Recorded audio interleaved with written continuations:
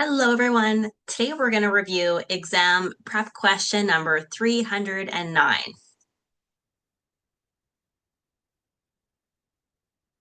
Your client, Mia, has been talking about her struggles with low energy and wanting to feel more focused in her work and her sports she plays regularly. In today's session, she shares, I know I probably need to go to bed earlier, but evenings are the only time I have to myself. I keep reading that sleep is important, but I'm not sure I'm ready to give up that quiet time. What's the most appropriate coaching response at this stage? Option A, what's one small step you can take this week to get to bed earlier? B, what might change for you if you started going to bed earlier? C, what might work best to create a bedtime routine that works with your schedule?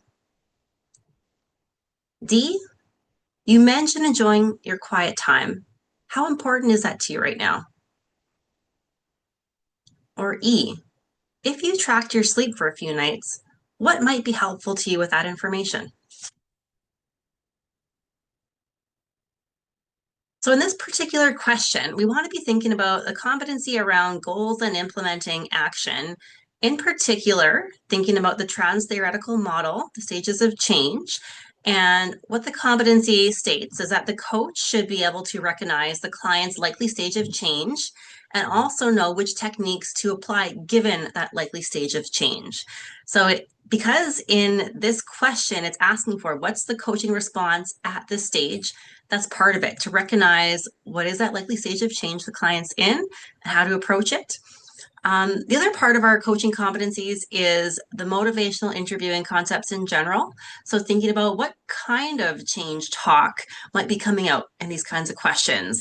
And we know there's the acronym DARN CAT that shows us what are different ways of evoking change talk for preparatory or mobilizing.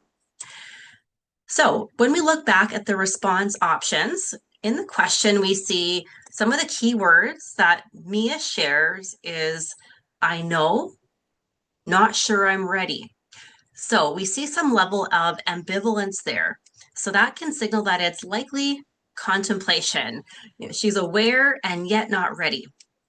So when we look at the response options, we're going to see that option A assumes the client has decided and pushes to action. Option B, we see specific language, might and if, and that language doesn't assume they will decide to change, but offers an inquiry with that autonomous choice.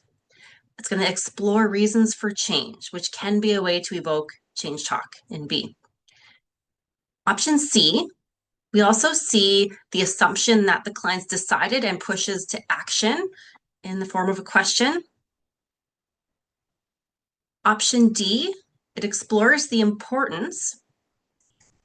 And option E, it offers an exploration, but there's a leading question that the client will track sleep. So almost a suggestion in the form of a question that's given there. So there is some closeness between B and D. While D might surface thinking about what the client values, option B offers a more open-ended question, likely to be a more generative type of question that can explore change talk specifically, which really fits because we're looking for what's that likely stage of change the client's in. This is likely contemplation, and how do we evoke change talk in particular. So option B is the answer. And if you would find more questions like this helpful, many options for you to get more involved. I'm going to share the link below for both my live study groups.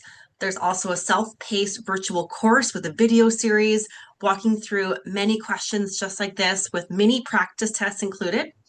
I also have 4 other options for practice tests.